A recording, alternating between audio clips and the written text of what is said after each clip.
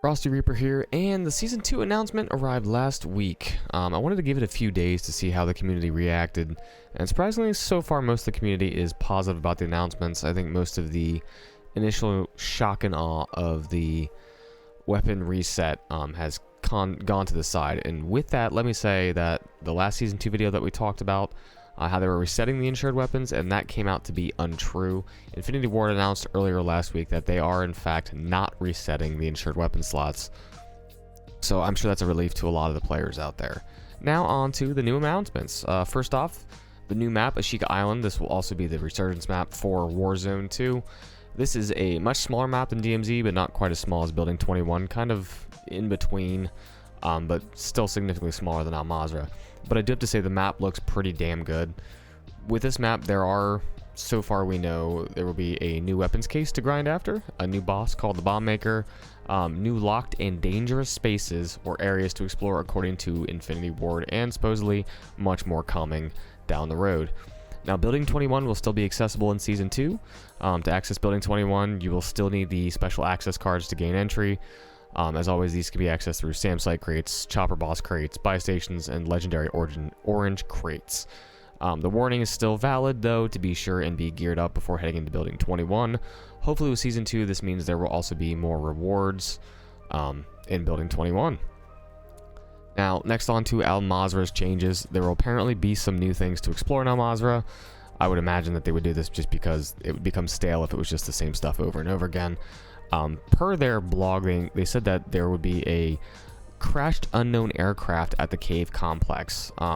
Sounds like possibly some type of new special contract being added, or maybe an event or something like that that's being added into the game, I guess, to give more, more depth and life to it. What the contract's going to be or what the plan is for it, we don't know yet. But I'm hoping that it will give some type of nice reward or blueprint or something worth grinding after. Now, the refresh changes. This is one of the parts that I think most people have been frustrated about, but reading the recent updates, it sounds pretty good so far. So they will be in fact resetting the contraband weapons to back to starting weapons, meaning you go back to square one, just like the game was, you just freshly started. Your key slots will all be cleared as well, and lastly, your faction missions and mission progress will be reset to give the ability for new mission sets that will incorporate all three zones, so Mazrah, Ashika Island, and Building 21. Again, insured weapon slots aren't resetting at all.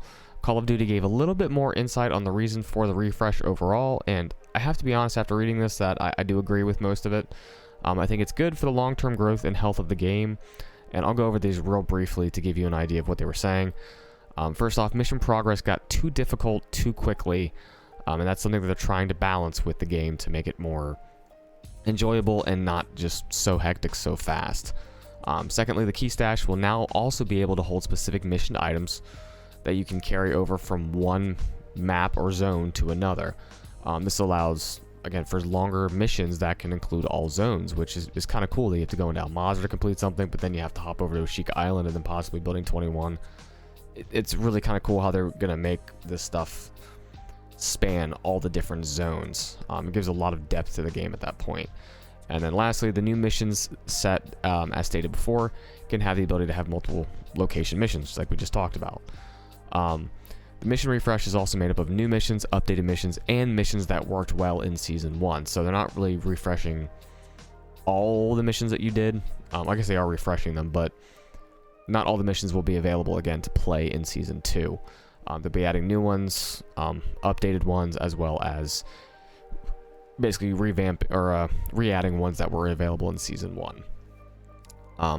They're also adding a new faction called Crown.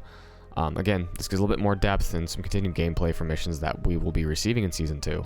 Per the blog, sounds like there may be some tension for this new faction in the Black Mouse faction, Mouse, however you want to say it. I really have no idea what that means, but I guess we'll find out soon enough. So now that is going to do it for most of this recent update. This all goes on top of the recent video that I posted on previous changes they're going to be doing enemy tuning, spawn points, mission difficulty tuning, and crash issues as well. Lastly, the blog also went over the future season will bring future seasons will bring further changes and new content. It looks like not that we have a lot of data to back it up, but from their wording, it sounds like they have a lot of changes planned and content additions to add on to this game as new seasons come out, which is great to hear. However, they do also mention in here, and I'm going to remind everyone else as well that plays this game, it is in beta. It's a beta game. Things are going to change continually as the game progresses and, you know, the seasons come. You know, I think they really want to make this game as good as it can be. It's very different from any other Call of Duty game they've released before.